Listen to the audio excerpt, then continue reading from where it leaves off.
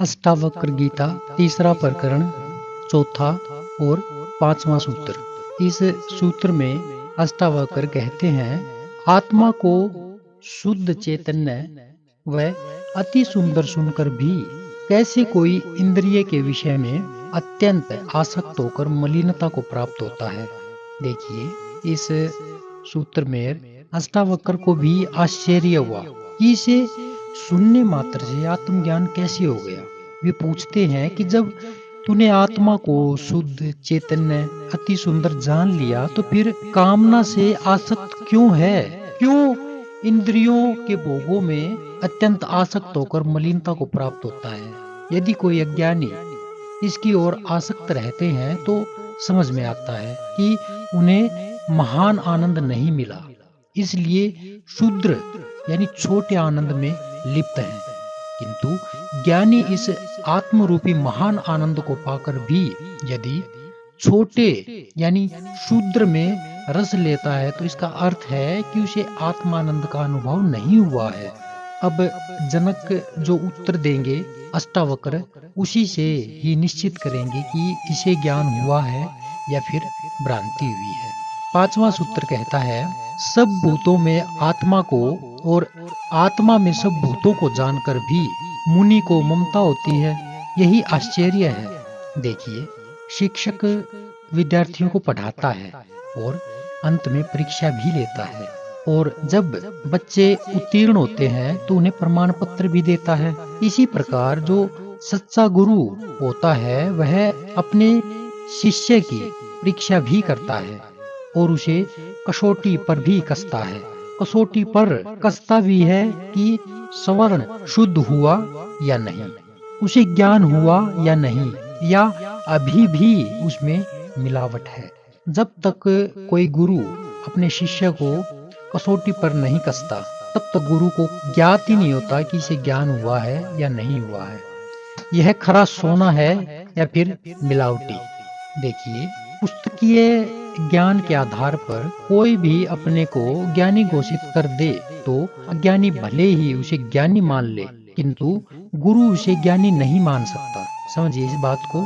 पुस्तकें रट लेने से या पुस्तकों को याद कर लेने से ज्ञान की उद्घोषणा नहीं होती, इसलिए रटना ज्ञान नहीं होता, बल्कि जो बातें पढ़ करके अनुभव में उतरती है उनसे ज्ञान की उपलब्धि होती है, उससे ज्ञान का पता चलता है। और इसी बात को गुरु अपने शिष्य में टटोलता है, और जब वह नहीं पाता तो गुरु उसे ज्ञानी होने की उपाधि भी नहीं देता। हाँ, उसे ये बोलता है कि ये मात्र रट्टू तोता हो गया है, लेकिन ज्ञान नहीं हुआ है। इसलिए अष्टावक्र ने भी अभी जनक को ज्ञान की मान्यता दी ही नहीं है, बल्कि उसे अभी वो इस तीसरे प्रकरण में प्रश्नों के माध्यम से कसौटी पर कस रहे हैं।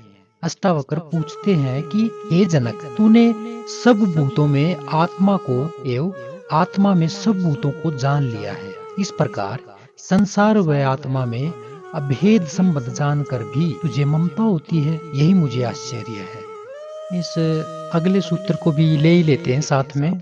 ये छठा सूत्र है, ज्यादा बड़ा नहीं है। ये कह रहे हैं अष्टावक्र, परम अद्वैत में स्थित हुआ और मोक्ष के लिए भी उद्धत हुआ पुरुष काम के वश में होकर क्रीड़ा के अभ्यास से व्याकुल होता है, यही आश्चर्य है।